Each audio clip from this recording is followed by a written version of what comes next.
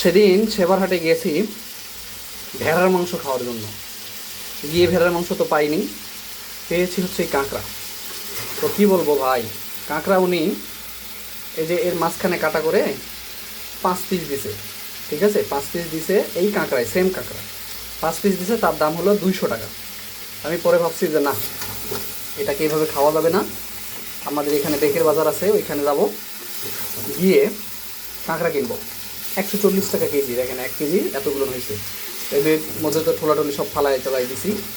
এগুলো মনে করেন যে মাংস আছে, এই পাগুলো আছে। পা উনি অবশ্য পরে এক্সট্রা করে কিছু দিছে। এই যে বড় বড় পা আছে দেখেন, অস্থির একটা করে মানে ক্যালসিয়াম এইখানে। এই যে সাইজগুলো এরকম দেখেন কতগুলো, 10-12 পিস আছে এরকম।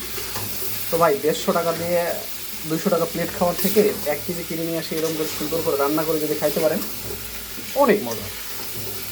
খাওয়ার পরে জানাবো কেমন হচ্ছে, আর রান্নাটা কেমন হচ্ছে অবশ্যই জানাবেন।